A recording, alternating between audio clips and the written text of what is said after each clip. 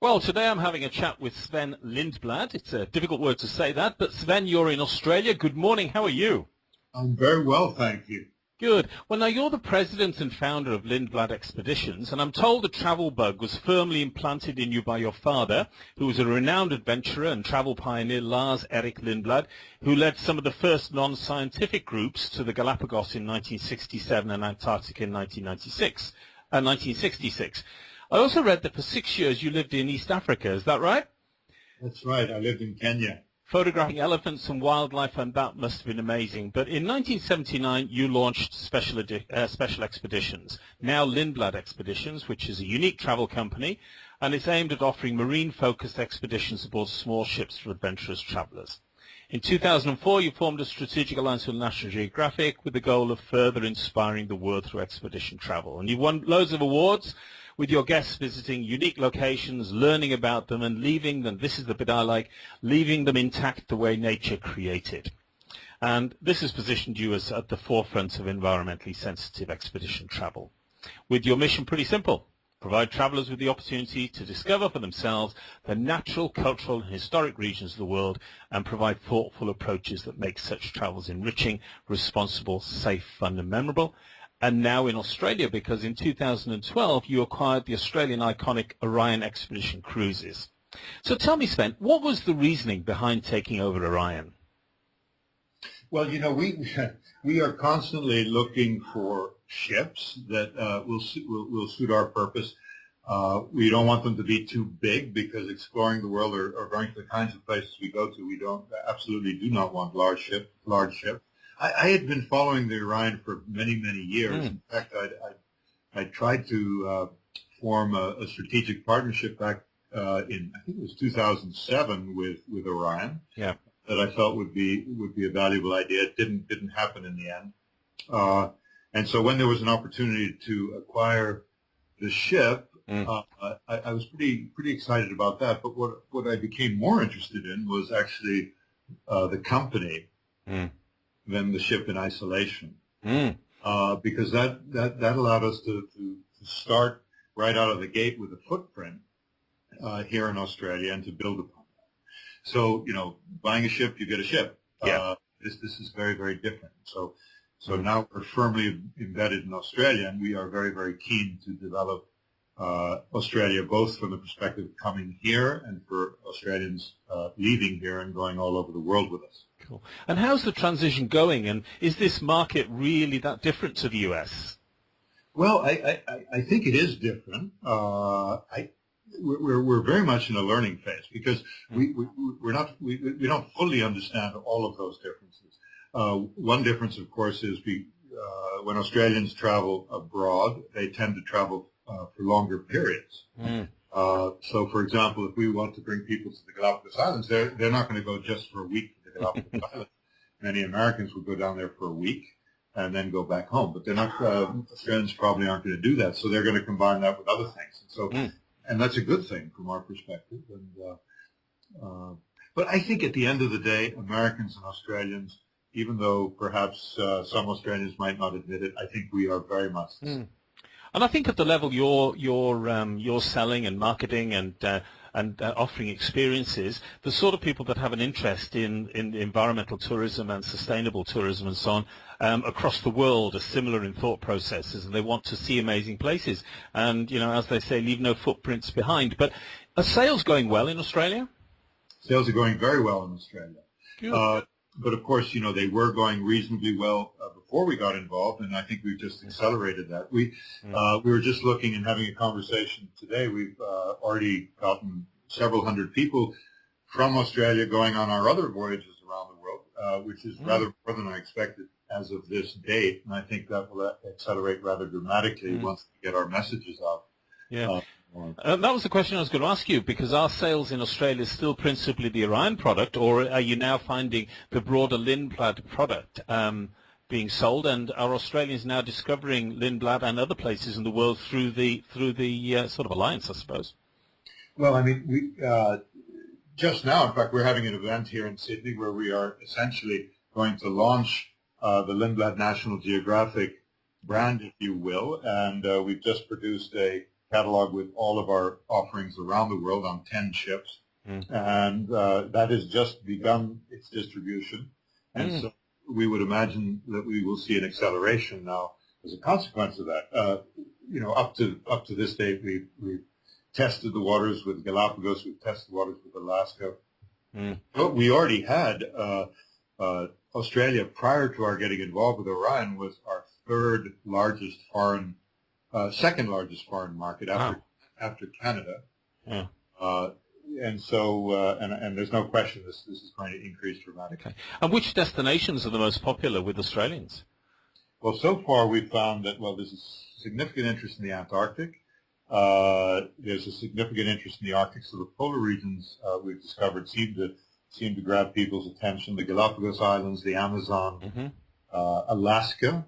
It seems like a lot of Australians like traveling to Alaska. And of course, we're going to be offering something very different than the large cruise ships there. Yeah.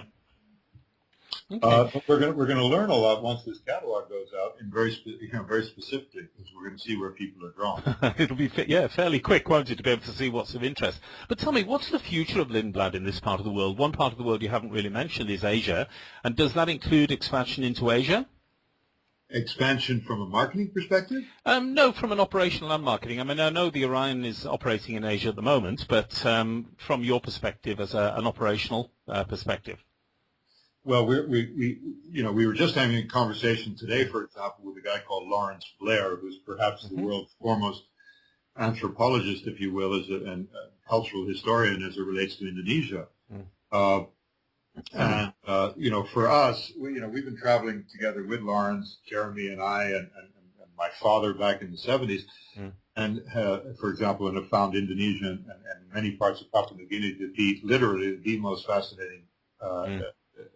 One of the most, if not the most fascinating group of islands in the world.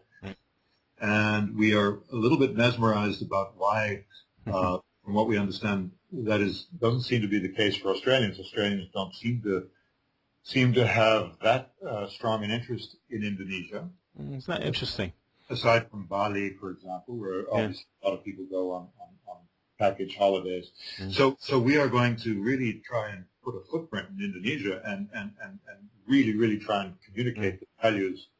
And I think you're spot on, because I think the educated Australians, really Indonesia, Papua New Guinea, Vietnam, all those places which have got absolutely, they've got a huge regular tourism business, but an experiential business. It hasn't been sold in Australia really yet as an experiential business. But you mentioned something before when I was asking the question about Asia. Are you currently selling Lindblad in Asia? We're not. Okay. Not overtly. Now we do get a certain amount. Interestingly enough, and quite a lot recently out of China that just happens to come to us as a consequence of the web and as a consequence of our relationship with National Geographic. Of course. But we are not. Our general philosophy is we don't like to spread ourselves thin. No. So some people say, well, why don't you get involved in this market and that market and whatever market? And my answer has always been absolutely not. Our primary market is the United States. There are two foreign markets we're going to focus on and put a lot of effort behind. One is Canada, and the other is Australia. Fantastic. Tell me something about the Orion itself. Let's talk about Orion for a second. I mean, she's becoming the National Geographic Orion in 2014. Now, will she be returning to Australia in 2015, or will another Lindblad ship take her place? No, she will be returning. Okay. Because the core element of the Orion, and I think one of the things that has made her successful in the past, and we believe will keep her successful in the future, is the Kimberley region. Yes. Yeah, an awesome part of the world, isn't it? Just quite amazing. Tell me, in terms of the product, just moving into that for a second, Orion originally in its original concept is quite different to the Lindblad product. So is there an overlap? I mean, what effect does that have on the marketing? I mean, is the Orion product a little bit more luxurious than what Lindblad has been in the past or whatever? How are you integrating those? Yeah, well, I've heard a lot of, it's interesting because that question comes up rather frequently. So, and it was actually part of the discussions we had with Orion way back when we were trying to develop a bit more of a relationship. This perception of luxury. Well, the reality is the Orion is is a lovely ship. Have you been on it, by the way? No, I haven't. No. Okay. No. Very, very comfortable ship. I actually hate the word luxury because I think it's a fairly meaningless word, quite frankly.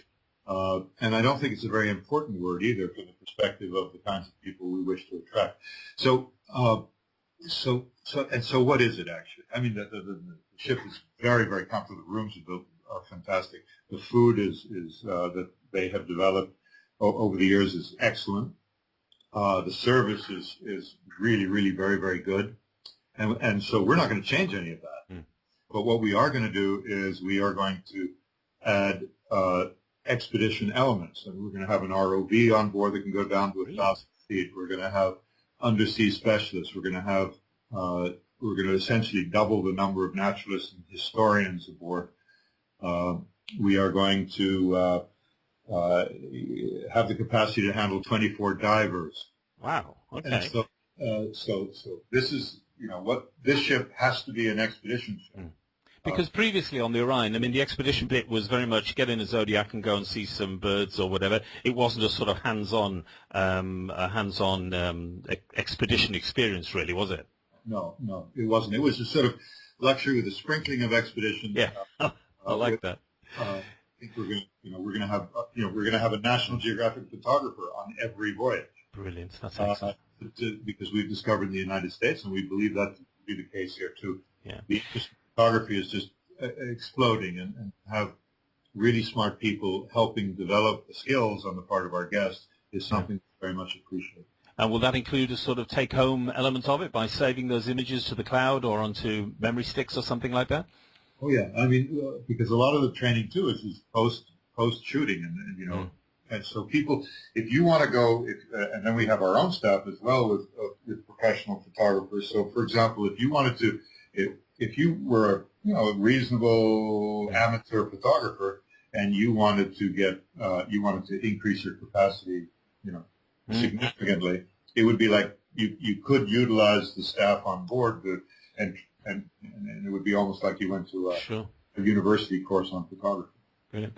Tell me something, just on the administration side now, I know Jeremy's here in Australia as Business Development Manager, and I know Jeremy's with you there. Firstly, is there any sort of integration between the Orion and Lindblad offices, and how's Jeremy doing? Jeremy, I hate to ask this question, but I wonder how you're doing. I'm doing very well, thank you for asking. Of course, there's a lot of integration. We seem to speak more often than not. Due to the wonders of technology, I've got a phone here in my office that has a direct line to the New York City office, so we've got communication back and forth on a daily basis. Brilliant. We've had lots of great guidance from the New York City office. We actually have a good chunk of our team from New York City up here now who will be joining us for the event this evening. And yeah, we've got a lot to learn from them, but it's a new market here, so we've got a lot to teach them about what's going on here in Australia. Sure. Are you finding the selling in Australia slightly different in terms of compared to, say, selling in the US? At the end of the day, it's the product. The product is the same across the board, and it's my job and the job of the office here to portray that product as what it is. So I don't really see the tactics being that different.